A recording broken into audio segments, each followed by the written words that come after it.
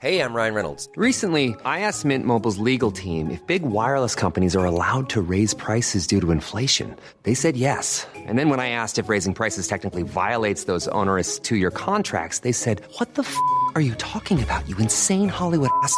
So to recap, we're cutting the price of Mint Unlimited from $30 a month to just $15 a month. Give it a try at mintmobile.com/switch. $45 up front for 3 months plus taxes and fees. Promo rate for new customers for limited time. Unlimited more than 40 gigabytes per month. Slows full terms at mintmobile.com.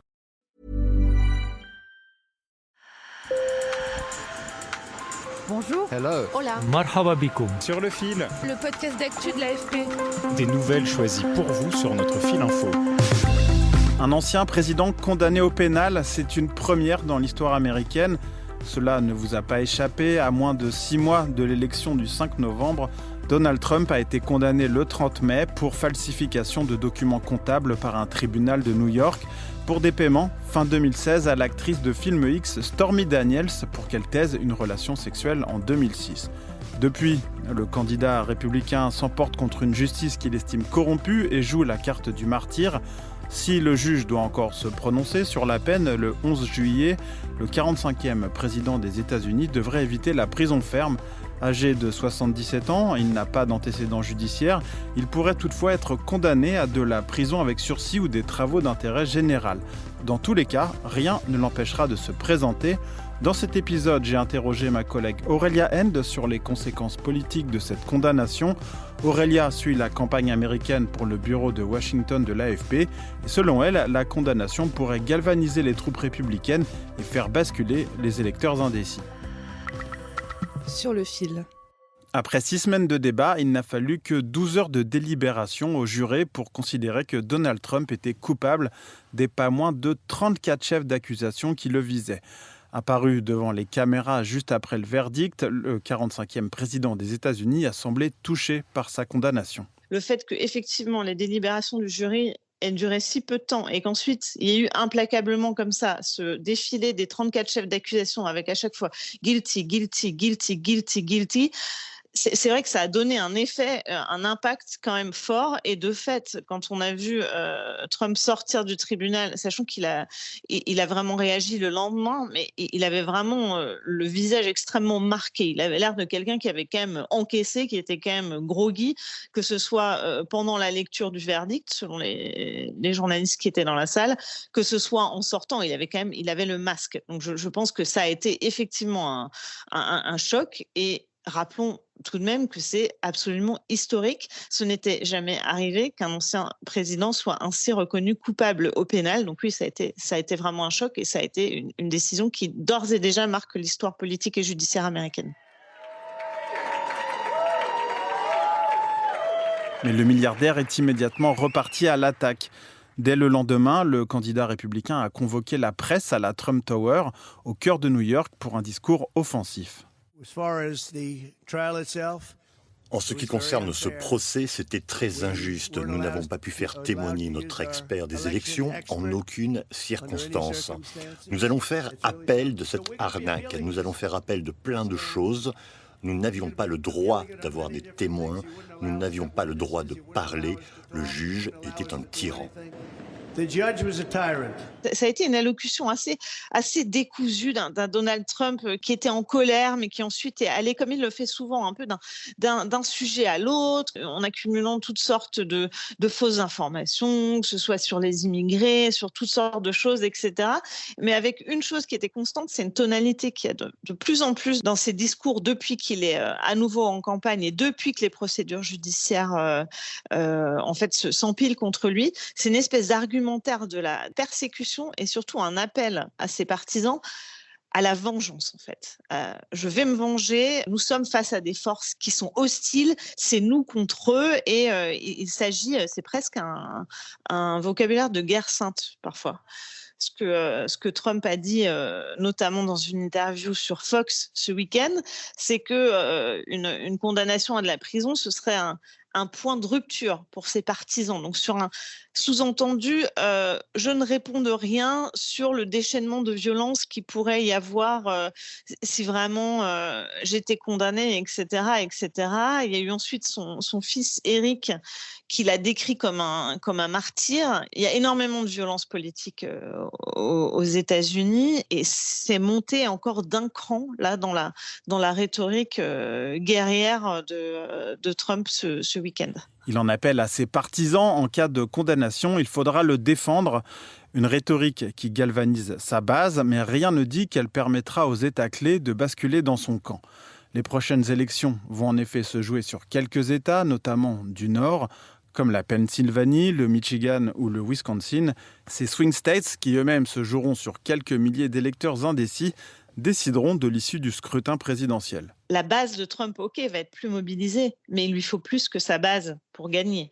Donc, ce qui en fait est important, c'est quel effet peut avoir ce verdict sur ce réservoir un peu indéfini d'électeurs indécis, indépendants.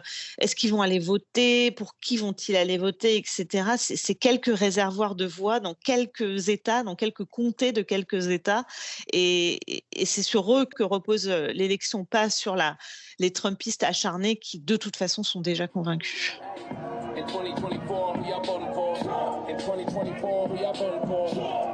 Ce que montrent aussi les sondages qui est intéressant, c'est ce qui concerne les indépendants, les indécis. Et donc ces électeurs-là, généralement, sont un peu plus favorables à la décision de la justice. Donc une légère majorité dit OK, la justice a eu raison de condamner Donald Trump, donc il pourrait y avoir un effet comme ça de détourner quelques électeurs indépendants, mais de là à dire qu'ils vont se jeter dans les bras de Biden, on n'y est pas. Enfin, je pense pas. Les démocrates, eux, ont décidé de ne pas s'apesantir sur le verdict. Ils entendent laisser parler les faits, à l'image de Joe Biden, qui a ce week-end pu saluer l'indépendance de la justice sans trop en faire contre son adversaire. Il aura maintenant la possibilité, comme il se doit, de faire appel de cette décision, comme tout le monde a cette possibilité.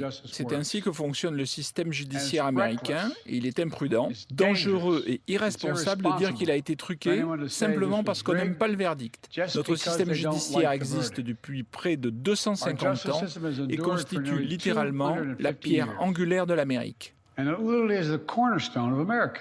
On a l'impression, tout du moins jusqu'ici, que la consigne, c'est de ne pas en rajouter.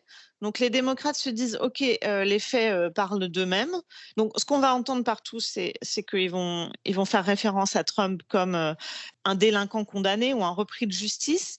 Et pour le reste, par contre, on n'a pas vu matraquer en fait sur le verdict lui-même. Alors il y a plusieurs raisons à ça. La première, c'est que si Biden en parle trop, il va nourrir un peu cet argumentaire de persécution judiciaire orchestrée au plus haut niveau politique. L'autre raison, c'est que le fils de Joe Biden, il va être jugé à partir de cette semaine dans une affaire de détention illégale d'armes. Donc ce serait assez malvenu ou mal perçu, en tout cas de la part de son père, de se mettre à faire de la chronique judiciaire. Et la troisième raison, c'est qu'il y a une volonté de la part des démocrates de dire, pendant que Trump est pris dans ses turpitudes judiciaires, nous on bosse, on va laisser le contraste s'établir de lui-même et jouer pour nous sans qu'on ait besoin d'en rajouter. Si les conséquences politiques de la condamnation restent indécises, la fin du procès permettra à Donald Trump d'avoir le temps de se consacrer à la campagne. La prochaine grande étape de ce marathon politique pour les deux candidats aura lieu fin juin. Le grand rendez-vous, ce sera le 27 juin pour le premier débat entre Biden et Trump sur CNN. Pour l'instant, ils se sont mis d'accord sur 2 dates, un débat avant l'été et un débat à la rentrée. C'est un débat qui sera exceptionnel à plusieurs titres. Déjà parce qu'il oppose 2 hommes très âgés, 2 hommes qui sont archi connus des Américains, parce qu'il intervient très tôt. D'habitude, les débats arrivaient plus tard. Et aussi parce que ce sera un débat qui sera sans public. Ce sera les 2 candidats avec donc les journalistes qui animent le débat. Donc voilà, je pense qu'on peut donner rendez-vous le 27 juin. C'est le prochain grand temps fort de la campagne. Quelle que soit la peine prononcée en juillet, Donald Trump et ses avocats ont indiqué leur intention de faire appel. L'appel suspendra l'application de la peine jusqu'à son nouveau procès. Reste que le candidat n'en a pas fini avec ses ennuis judiciaires, mais aucun des 3 autres procès qui l'attendent, en Géorgie, en Floride ou à Washington, ne devrait intervenir avant les élections. Je suis Maxime Mamet, merci de nous avoir écoutés. Merci à ma collègue Aurélia End pour sa participation. Sur le fil revient demain.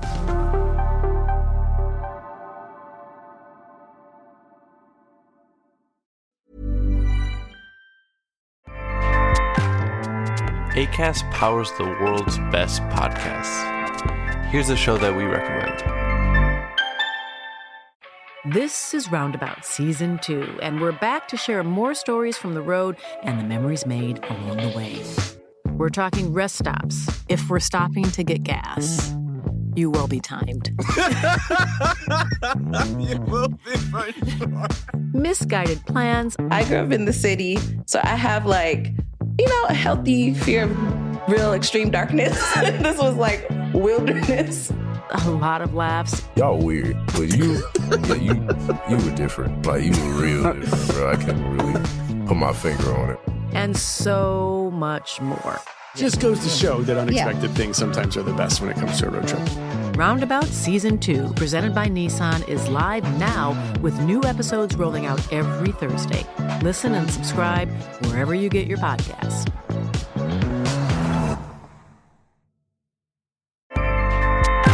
Acast helps creators launch, grow, and monetize their podcasts everywhere. Acast.com.